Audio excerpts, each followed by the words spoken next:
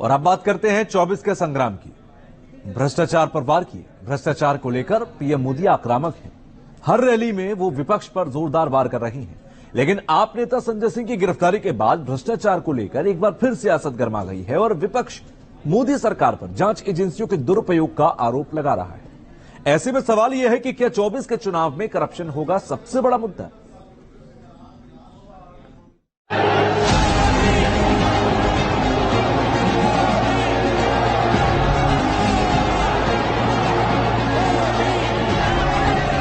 देश के हर भ्रष्टाचारी को एक बात कान खोलकर सुन लेनी चाहिए।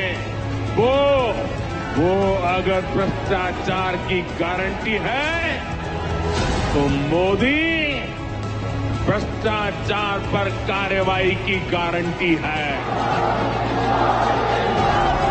जिनके दामन पर दागदार है वे आज एक साथ आने की कोशिश कर रहे हैं। ये दल गारंटी है भ्रष्टाचार की।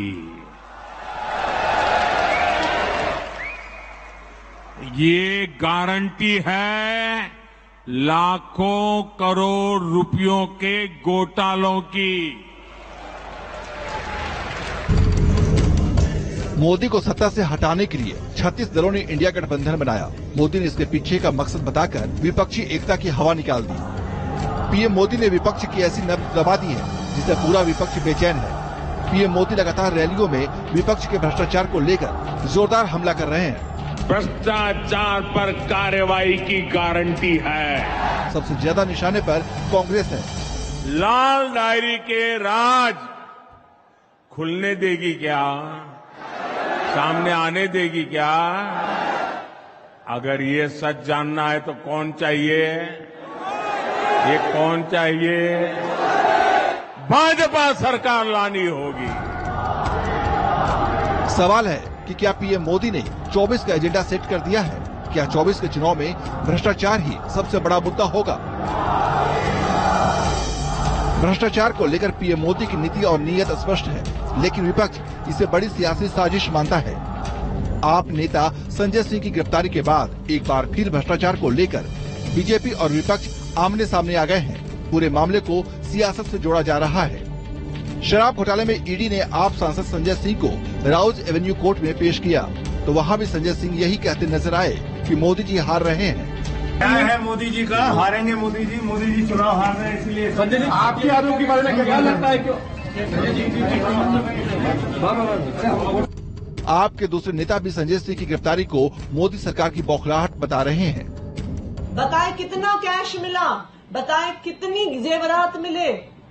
उनको संजय सिंह जी के घर से कुछ भी नहीं मिला। लेकिन आज भारतीय जनता पार्टी की ये ऐसी तानाशाही है कि बिना किसी सबूत के भी आज वो किसी को भी गिरफ्तार कर सकते हैं, किसी के घर में छापा मार सकते हैं। भ्रष्टाचार को लेकर ईडी और सीबीआई एक्शन में है। विपक्ष के तमाम नेताओं पर शिकंजा कसा है। लिहाजा विपक्षी नेता एकजुट होकर संजय सिंह की गिरफ्तारी को भी सियासी चश्मे से देख रहे हैं। हम मेंटली प्रिपेयर हैं कि हम सबको गिरफ्तार किया जाएगा। आपातकाल से भी भयंकर स्थिति पैदा हो गई इस देश में। मैं संजय सिंह के घर में जाकर आया, उनके माताजी से, भाभी जी से मिला और मैंने कहा कि हम सब आपके साथ हैं। जब कोई चीज हासिल नहीं हुई तो पॉलिटिकल पार्टीज के लीडर्स को बदनाम करने के लिए और उन पर पहले से जो कार्रवाई कर रही है अपने अधिकारियों से उनको फंसाने के लिए, सरकार में रह करके कौन सा अधिकारी किसको नहीं फंसा देगा? एसओ से कहे तो वो जेल भेज देगा, लेखपाल से कहो वो जमीन के विवाद तैयार कर देगा। विपक्षी नेताओं पर, विपक्षी दल के पदाधिकारियों पर आज से नहीं, जब से ये एनडीए की सरकार बनी है तब से दबाने कुचलने की कोशिश की जाती रही है।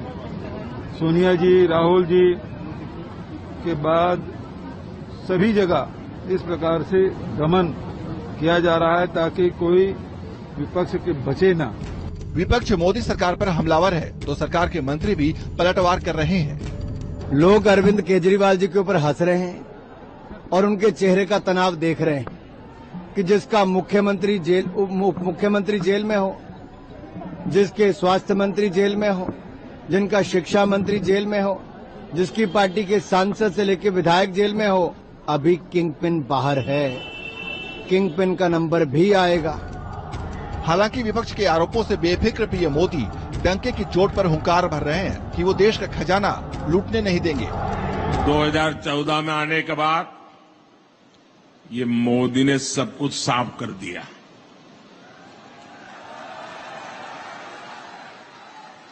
ये लोग गुस्सा करते हैं, इसका कारण भी यही है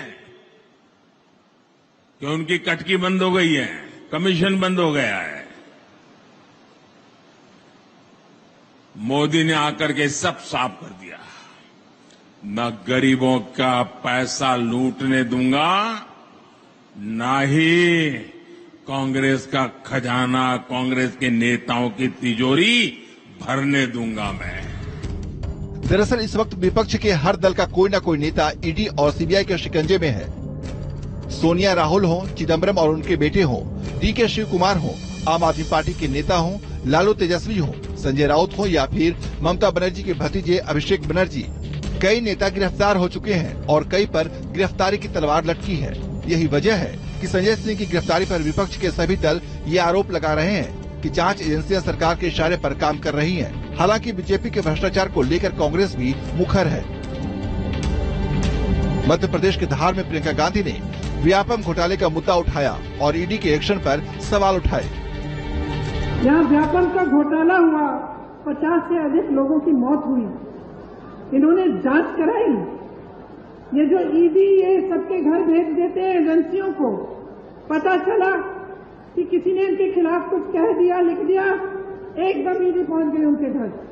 अरे यहाँ तक कि फिल्मों के अभिनेताओं के घर भी कल परसों ईडी पहुंच गई। यहाँ पे क्यों नहीं पहुंची?